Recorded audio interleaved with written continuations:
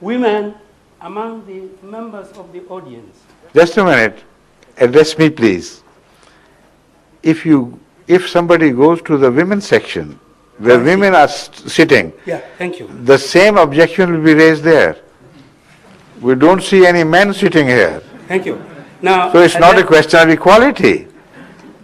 It's a question of equal rights. And now come to the question. And the philosophy is not based on discrimination. Wonderful. Now I come. You see, in churches where men and women go both together, women dare not go to the church without full makeup and being most attractively dressed, correct, resulting in people paying more homage to the beauty around them than the beauty of God they have come to worship. So Islam is a very meaningful religion. I'm coming to that now. Right. The story is, I'm asking you, you might have come across a story that came from India about the 6 blind men with the elephant. You might have read that. Right. Once you have read that, I am now asking you, which part of that elephant has Islam touched? Which part of that elephant? Yeah. Because the 6 blind... Now, the question implies that as far as human areas of human interest are concerned, you have satisfied yourself that Islam has touched on all the important topics. The only problem left between you and its acceptance of Islam is that Islam doesn't seem to have touched any part of that elephant. Is that right? That's what I'm asking, because there are so many religions.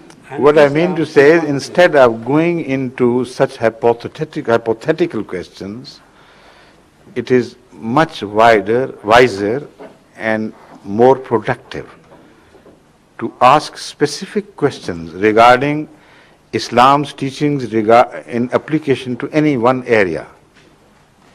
Then I'll be able to answer you. Yes, the point now, I come to the point. Right, do please. The 6 blind men heard about an elephant. That's right. That it was a very big animal. So when they heard that the elephant had come to town, they all said, let us go and see that animal. I know the story. The people the of the concept world, of animal was born differently by the 6 people because one of them touched the trunk, yes, the other one leg, the other the snout, the tail, and things. I know the story. What I mean to say is, instead of going into generalities like that, let's turn to the specifics, please. People went and touched, Christianity went and touched the elephant. Islam touched the elephant. They all touched the different parts of that elephant. Now, this is where I would like to correct your question. It is not based on the right premise. Islam claims to have touched on all issues of human interest, not a part of thereof. Islam is the one religion in the whole committee of religions in the world which makes the specific claim of being universal. And with that claim, it is impossible for Islam to have ignored certain people of certain areas and discussed the interest of those people in a certain area. But Islam goes further. It says that God has sent prophets not only to all the parts of the world, but in all ages.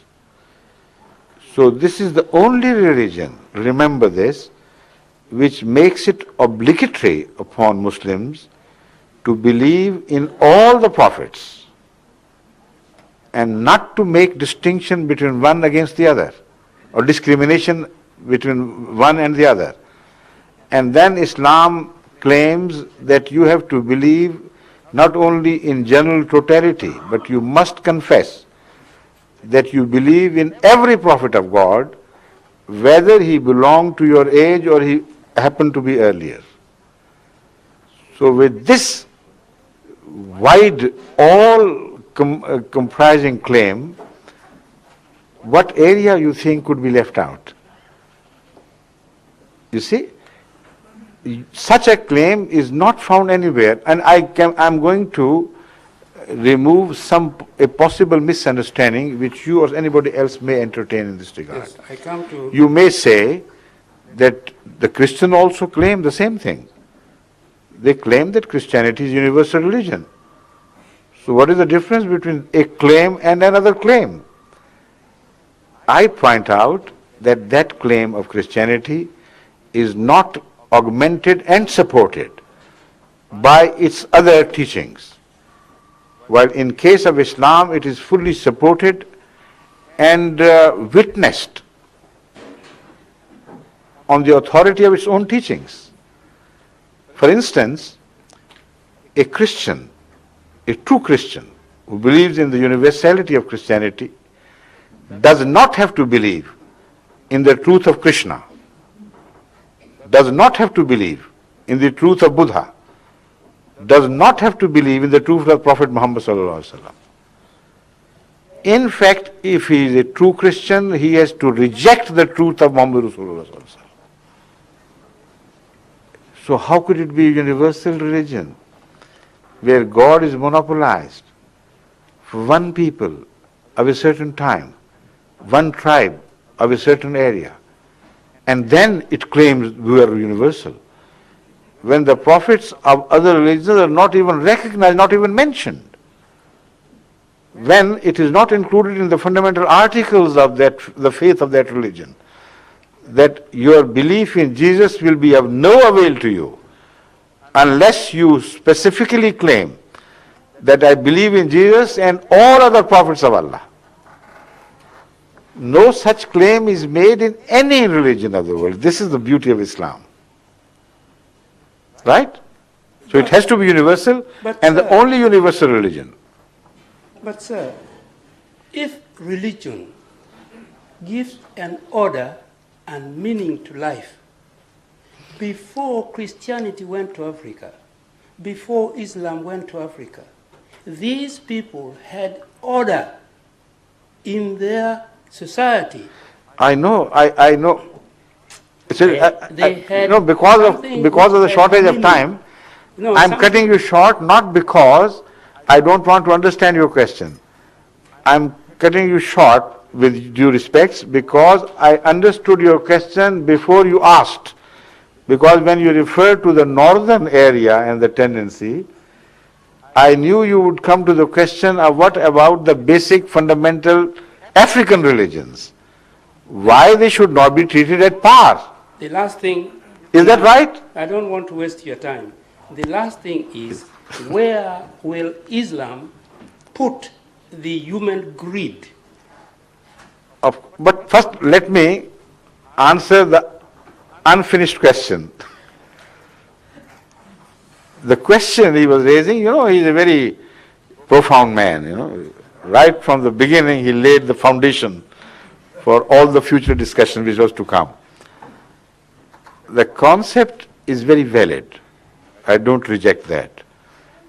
That before Islam went there, before Christianity went there, other foreign religions appeared on the salients of Africa. What about Africans themselves? Were they abandoned by God? Did they not receive any light? You have forgotten that I have already answered this question when I introduced Islam as having the fundamental belief not only that all the parts of the world were recipients of prophets of Allah, but in all times in the past, everywhere in the world, God sent His light. So the African religions are given full authenticity by the claim of the Quran. Why then introduce a new religion? If that is not your question, that should have been. But then why take that other religion? And this is what I'm saying. Religion? This is what I'm saying. Because the